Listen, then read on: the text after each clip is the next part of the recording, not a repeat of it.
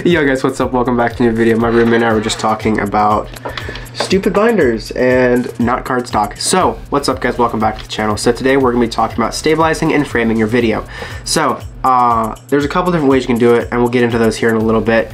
But first, let's just talk about framing video. So I'm just kind of jumping straight into it just because I figured get content out there, right? So when you're framing video, there's a couple ways you can do it. I personally like shooting a little bit wider, so I could be shooting, you know, here, or I could be shooting in where I'm actually gonna crop it later. I'm not cropping that much. I'll probably crop around here, but I usually like to shoot a little bit wider just so I have that flexibility and in post-production. Now, you don't have to if you don't have a wide angle lens like this. I mean, this is a 24mm, so it can go pretty wide. I used to have a wider angle. Of course, you have your GoPros. Let me just grab one of those. Much wider than 24. These go down to, I believe it is, you know off the top of your head, Charles, if these go down to 12 or 18? I think they go down to 12 or 18. Let's see if this one even has any battery. This, of course, is my GoPro Hero 10 that I got. Oh my goodness, it has battery. I don't know if you can see if we can get this to focus. Focus, come on. Nope, it's too bright, but it's insanely wide, so that's always fun. Okay, cool, we're back focused. As you can see, this is just an insanely wide view, so giving you the ability to crop in later in post-production is wonderful. So, with that being said, let's talk a little bit about framing. Now, of course, there's the rule of thirds, but honestly, in today's world, that's really antiquated and nobody really follows it. Now, why? Well, in the beginning with cameras and video and all that, everyone was focused on getting the person in a third. So over here's a third, here's a third, and here's a third. Here's a third, here's a third, and here's a third. So you have all these thirds, and the idea was to keep your subject in a third. And usually with portrait photography, not as much as video, you would want to keep your subject's eyes on the top third in the middle. So you'd have your 3/3, and you'd keep them like right here, actually about where it would be.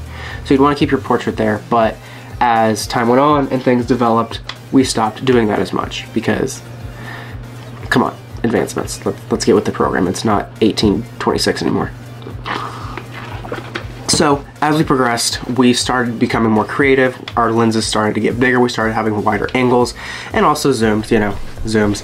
And that just allowed us so much more flexibility. So when you're framing a shot, if I'm doing a talking head like this, I'll always try and keep myself dead center and a little bit wider, like I said, so even a little wider than that, more like here. So if I want, and I want to show like some statistic or something, I can just punch my head over here in the edit and put up a screen right here, say like a screen recording or just an image that I'm working with or a diagram. But if I know I'm not going to do something like that in a video, then I will just stay more punched in right around here. Now, if you're doing something more, again, like a talking head, you're going to want to stay centered.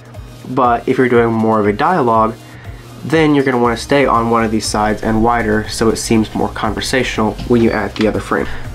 You would want to stay on the side here so it's conversational, and you would want to be angled and just make sure that you have them facing each other, so as you're switching back and forth between the two, it seems a little more natural.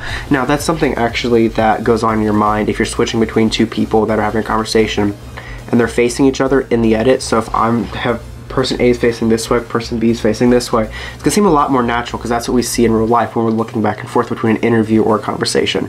So just keeping that in mind as you're editing. It's gonna look weird if you have person A facing this way, talking this direction, and person B facing that way as well. So in the edit, it would look really funky. Now that's more of just like setting up your set, of course, not as much as the actual framing of your video. Still just keeping that in mind as you frame your video. So let's talk a little bit about stabilizing. So of course, there are so many different stabilizers. Of course, my camera has a bunch of stabilizer modes. I'll just go ahead and pan through those real quick. And we're gonna keep this at around whatever we are shooting at. Let's just see what we are shooting at right now as far as millimeter. We are at around a 37mm. So if I just go ahead and stop, can I just do this here? No, I can't. So I'll stop and I'll turn on normal stabilization and then active, and you'll see how much that punches in even though I'm still on a tripod. So I'll switch there. So this is standard stabilization, and really here, even if I'm like walking around, you'll still see the jitters, of course, but it doesn't punch in at all. Where it really punches in is active mode, which is for a mirrorless camera like this is insane how much it stabilizes. So I'll go and switch over to that and you'll just see how much it really does punch in, but then we'll get to talking about actually stabilizing in the edit. So let's see what active mode looks like on Sony. So as you can see, I'm really filling the frame, whereas I was more back here. Now I'm like actually filling up the frame. So you can see how much active really does kick in, even though again, I am on a tripod. So we're just gonna switch back to standard or off just for the sake of this video. So we're back, and as you can see, there is that the space above my head now, and room to punch in if I wanted to, but we're not going to because we want a little more room in the edit. So let's talk about editing this in our favorite editor. Now I'm still, of course, jumping between a couple editors, so I'm just going to open up and start a lovely screen recording for you guys so you can see what the heck is going on around here. Okay, so we're just gonna go ahead and bring up our lovely QuickTime here when we're recording. So I'm just gonna show you a little bit of how this would look in DaVinci, and then we'll also, of course, throw it in Final Cut for you Final Cut editors. Now, I do not own Final Cut. I'm on a trial right now, but still, it is cool just to see how that works. So let's go ahead and launch up DaVinci. So while we're waiting on that to load, every video editor, of course, has a different stabilizer. Premiere has one they call Warp Stabilizer, and then, of course, well, that just went out to the wrong window. Other video editors have what they call them. Everyone is called a little bit different. So let's just go ahead and import some footage here once DaVinci decides that it wants to play nicely. And of course you can hear my fans spin up because this is a old computer.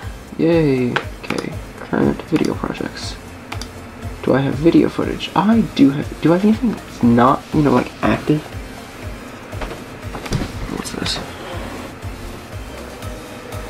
Okay, perfect. So we have some footage that has a little bit of movement, so we'll just go ahead and import that bad boy. It's a really quick clip. Of course, we'll just go ahead and import that, we'll wait on it, and then we'll go ahead and look at the stabilizer. This light is so warm.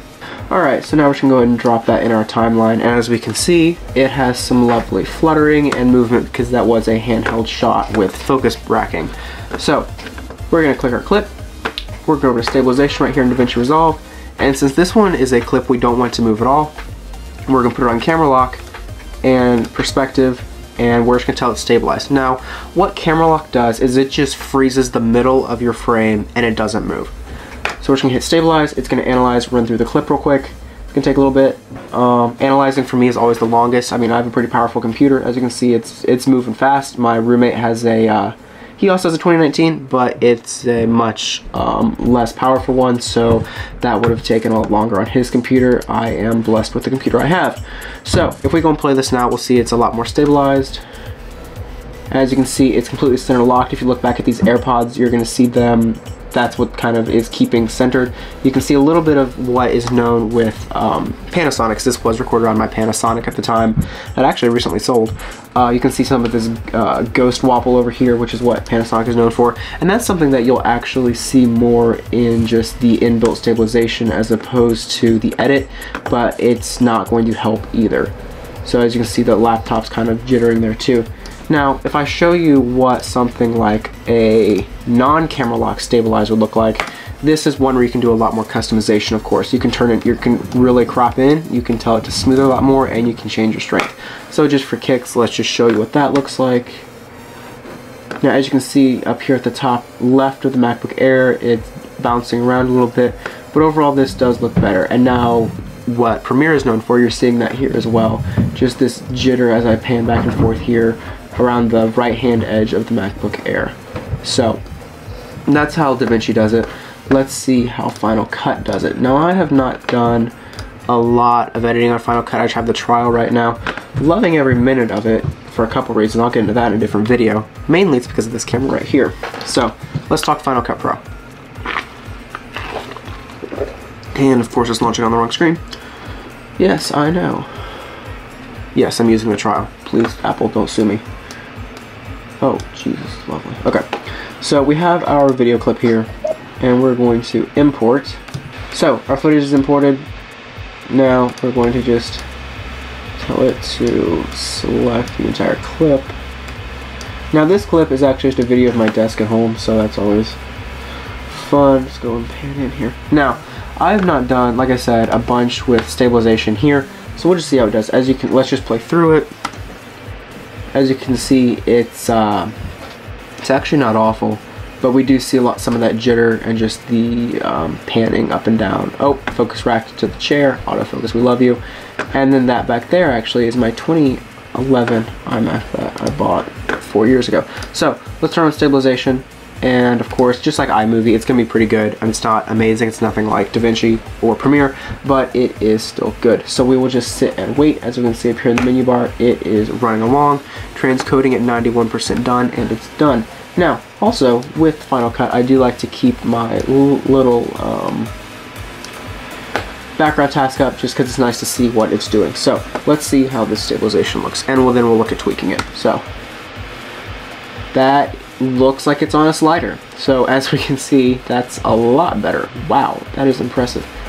Now I'm not seeing any weird breathing artifacts or anything in the footage. So stabilization, one way that the stabilization in video editors work is it looks for a center point. That's something DaVinci does. Looks for a center point in the video, and then it edits everything else around it. So in this case, I'm very stable, I'm not moving, whereas my lovely housemate back there is very much unstable. He's moving, so I would be the reference point, and then he would be warped to oblivion with Adobe Premiere. That is just a quick way to think about stabilization.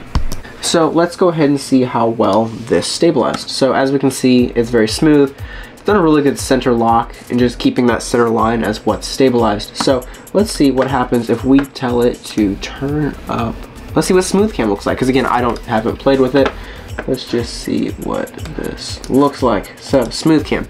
Okay, not seeing a big difference. That still looks like it's on a, let's see what this more challenging part looks like. Yeah, it still looks like it's on a slider cam. Pretty cool. Okay, let's switch over to inertia cam, because I don't have any idea what that is. I know what inertia is. I don't know what inertia cam in Final Cut is. Let me correct my statement there. Okay, so right there, I don't know if you saw that. Right up here in this top corner of the pictures, we have some lovely jitter. Yeah, so that's what I'm looking for. Let's see if it was there in Smooth Cam. Still there, but much less. So if you need that, switch to that. So of course we can go to our speed. Of course we can turn on rolling shutter removal and all that, which is wonderful. Because rolling shutter is a pain. Rolling shutter, basically, for those who don't know, just as a quick crash course, is basically when your shutter speed does not match the frame rate, which is not double your frame rate of what you're, wow, words.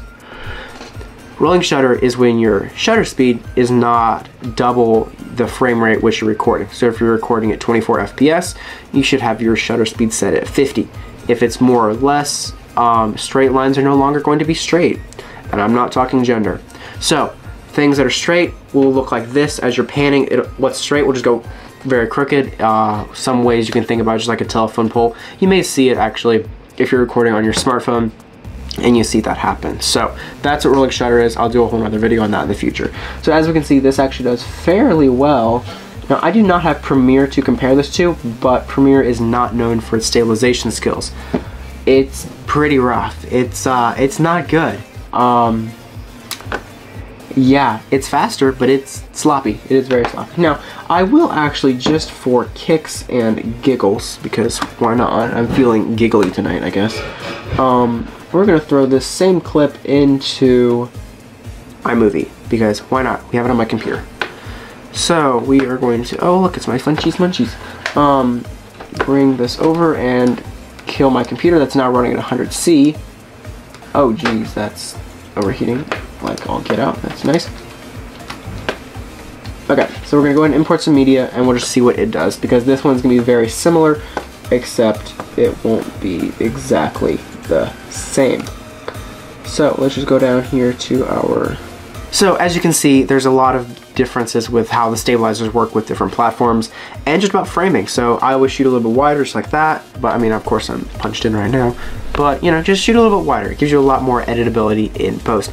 And also, for most lenses, unless you have a prime lens, if you shoot wider, you're going to get a better depth of field, because as you zoom in, actually not with this lens, that's surprising, this is a kit lens.